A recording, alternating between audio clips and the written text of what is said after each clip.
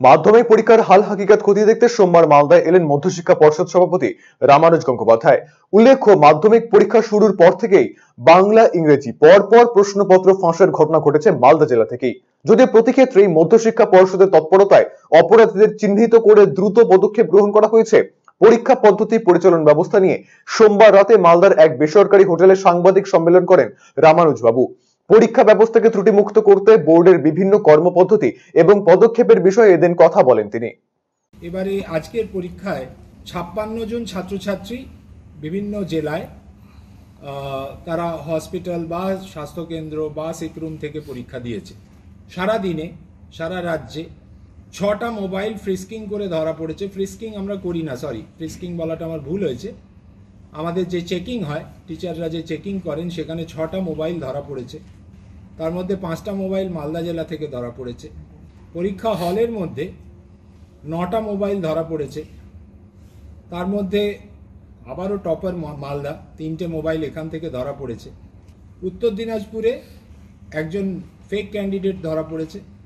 9 জন candidate যারা mobile নিয়ে ধরা পড়েছেন হলে পরীক্ষা চলাকালীন, তাদের পরীক্ষা আমরা ক্যান্সেল করেছি।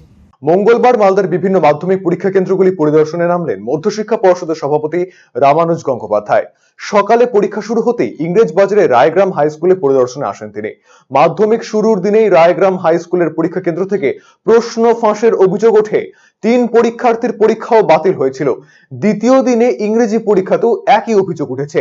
এদিন মাধ্যমিকের ভূগোল পরীক্ষা রয়েছে। পরীক্ষা শুরু হতেই কেন্দ্রগুলির সমস্ত ব্যবস্থা খতিয়ে দেখেন পর্ষদ সভাপতি।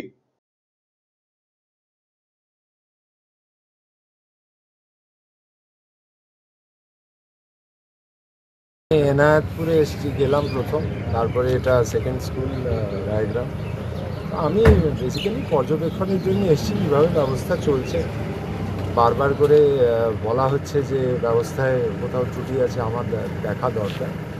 তো আমি যেভাবে ব্যবস্থা করা হয়েছে, বিডিও সাহেব, স্কুল, লোকাল অ্যাডমিনিস্ট্রেশন, সবাইকে ধন্যবাদ জানাবো। আমার যে টিম আছে এখানে, সেই টিমকে ধন্যবাদ জানাবো যে ধরনের ব্যবস্থা নেওয়া হয়েছে বা হচ্ছে, ইটস এক্সেলেন্ট। আই থিঙ্ক এতে ব্যবস্থা আরও উন্নত হবে।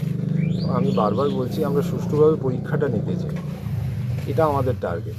মালদায় বিতর্কের মধ্যে বারবার চলে আসছে এইটা মানে যেখান থেকে হচ্ছে ঘটনাটা, সেইখান থেকেই বিষয়টা রিপোর্টেড হচ্ছে। তো বোর্ড বলতে পারবে না কেন কোথাও কি হচ্ছে, বোর্ড বলতে পারবে সারা রাজ্যের কথা। সো সেইভাবে ভাবাচ্ছে না, আমি তো সব জেলায় যাচ্ছি, এখানেও এসেছি। সো সেই অর্থে ভাবাচ্ছে বলবো না, তবে হ্যাঁ এটাও ঠিক যে এখানে কেন হচ্ছে এটা তো নিশ্চয়ই সময় বলবে। অভিজ্ঞতা আছে সবারই। সো সেই অর্থে টিপস দেওয়ার মতন কিছু নেই, তবে হ্যাঁ ভালোভাবে আমরা যাতে কাজ করি। বারবার প্রশ্ন হচ্ছে স্কুলের বিরুদ্ধে কেন অ্যাকশান হচ্ছে না, টিচারদের বিরুদ্ধে কেন অ্যাকশান হচ্ছে না। আলটিমেটলি এটা মনে রাখতে হবে, এনারাই কাজটা করছেন এবং 9,23,000 ছাত্রছাত্রীর পরীক্ষা ভালোভাবে হচ্ছে। যাদের মনে হচ্ছে তাদের নিশ্চয়ই অন্য কোনো স্কুল কর্তৃপক্ষের বহু আকাঙ্ক্ষিত চিকিৎসক তথা পূর্ব ভারতের বিখ্যাত হার্ট স্পেশালিস্ট ডক্টর হেমন্ত কুমার গর্গ এখন প্রতি মঙ্গলবার বসছেন রায়গঞ্জের দিশারিতে। শিশু সহ যে কোনো বয়সের রোগীদের হার্ট সংক্রান্ত যে কোনো সমস্যায় আজই যোগাযোগ করুন রায়গঞ্জ উকিলপাড়া স্থিত দিশারি হেলথ কেয়ারে। ফোন নাম্বার 7477785509 ও 7477785512।